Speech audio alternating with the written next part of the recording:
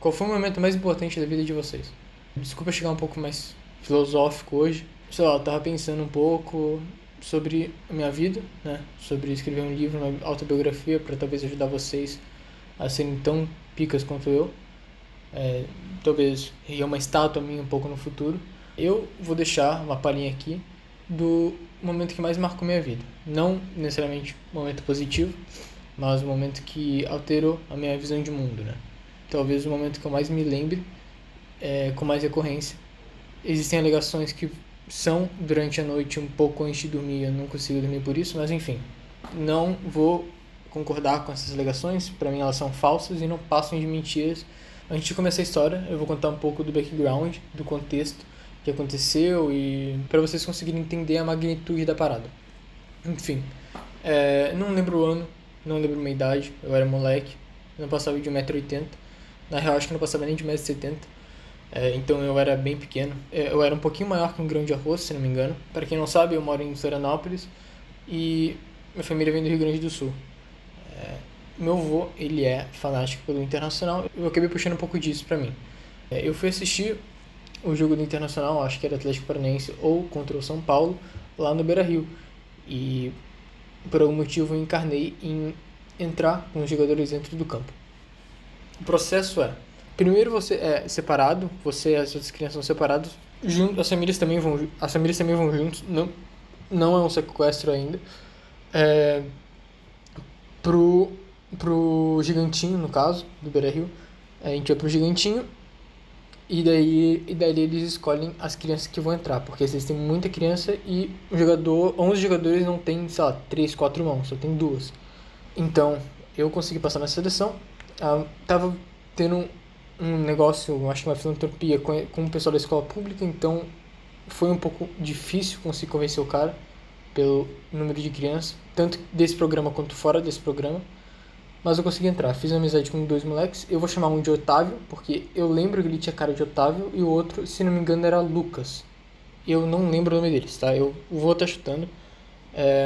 Eles provavelmente também não se lembram de mim. Eu não lembro nem do rosto deles. Eu só lembro que o Otávio parecia muito com o nome de Otávio. E o Lucas parecia muito que tinha o nome de Lucas. Eu não lembro se eles eram irmãos, eu lembro que eles já se conheciam. E eu meio que entrei ali no foda-se, né? Entrei ali no seco porque eu queria muito entrar com os jogadores. Eu entrei com o Vitinho do Inter. Eu quase entrei com o D'Alessandro, quase entrei com o Dourado, com o Rodrigo Dourado. Mas eu entrei com o grandiosíssimo Vitinho, que jogou há pouco tempo no Flamengo. Depois que você entra com os jogadores, você dá uma volta meio que olímpica por volta do campo, abana, sei lá, e depois você sobe. Você não sobe para a mesma arquibancada que a sua família tá, você sobe para uma arquibancada específica do pessoal que entrou com os jogadores e do pessoal que organiza, né, da gestão. Não sei muito bem como é que é o nome da parada. Enfim, eu fiquei lá, assisti o jogo, parecia que eu tava na TV, era bem bacana, fazia ondinha e vibrava. Não consegui chegar ao árbitro porque eu tava bem longe, então não tinha motivo de eu xingar a mãe dele se ele não me ouvir. Eu tinha pedido pra minha família comprar ticket pra mim também, porque eu queria ir com eles. Depois eu entrava no campo e depois ia ficar com eles, porque eu não sabia como é que ia funcionar e não me explicaram também. Enfim, jogamos dinheiro fora. Um pouco antes de acabar o jogo, o Otávio já tinha saído primeiro e depois o Lucas foi. A família do Lucas estava na frente da gente, então eu vi quando eles se saíram.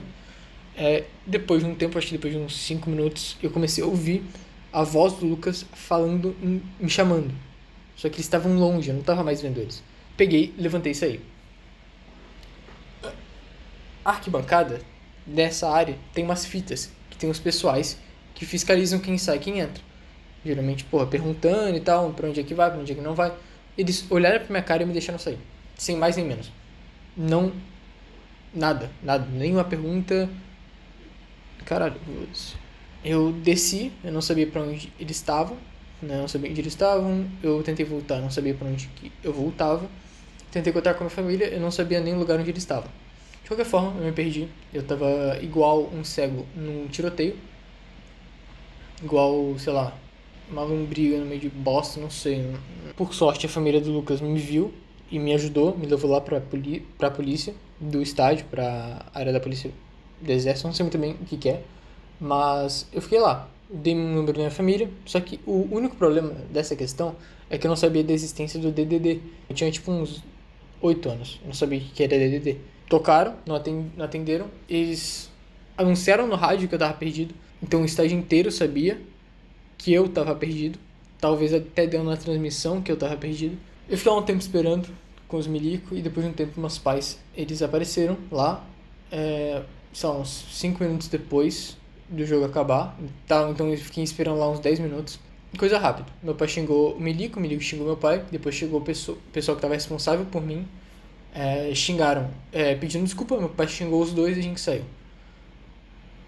Agora eu vou contar o POV do meu pai, né? Eu não contei isso, tá? Mas é importante pro storytelling contar um pouco depois. Um dia antes eu tinha comprado essa camisa aqui. É exatamente essa, inclusive B, número 7, do Nick Lopes, não é o do CR7. Eu faço questão de sempre falar isso, porque o CR7 não existia naquela época. Meus pais estavam com uma câmera pra mim fotografar o pessoal. Trouxeram uma câmera pica e viram um pontinho branco no meio de um monte de pontinho vermelho descendo das arquibancadas. Coincidentemente, onde eu tava, esse pontinho branco era eu. Meu pai não acreditou, terminou de ver o jogo, foi no ponto de encontro onde a gente tinha marcado, que era um poste. Eu nunca ia adivinhar e nunca ia lembrar o que era um poste. Não, eu lembrei o que era um poste, eu só não lembrei qual que era o poste, só pra deixar isso bem claro, eu não era tão idiota assim. E depois eles foram pro Gigantinho. No Gigantinho, eles fazem uma pós-reunião, reunião depois do jogo, pra ver cadê as crianças, cadê os pais, quantos foram, quantos não foram. O meu nome foi chamado, só que, por eles não terem perguntado antes, eles não sabiam que eu tinha me perdido. E foi aí que eles ouviram o rádio tocou.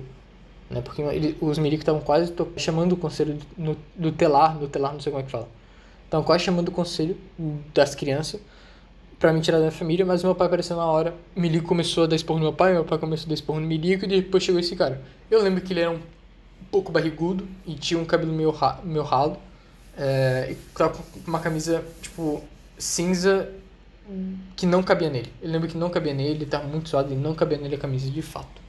Mas é isso, eu lembro que depois também, depois que a gente saiu dessa reunião, pediram desculpa pro meu pai, etc. E antes de chegar no carro, falaram, ó, não fala nada pro teu avô. Ele não tava assistindo o jogo. Não lembro o motivo, porque, enfim, ele não tava lá. Cheguei no carro, a primeira coisa que eu disse foi, a gente ainda vai rir muito dessa história. O pior não foi nem a história. O pior não foi nem ter me zoado depois. O pior não foi ter me perdido. O pior não foi o pânico. O pior foi essa frase. Essa frase me corrói até hoje. Eu sei que é uma coisa meio estranha, mas foi muito vergonha alheia, se tu for comparar com o resto. Enfim, eu acho que eu podia ter falado uma coisa muito mais massa do que simplesmente a gente ainda vai rir muito dessa história. Falar tipo, eu briguei com torcida organizada, vô, o que você achou? Mas eu fui cringe, infelizmente. Então é isso. Até a próxima.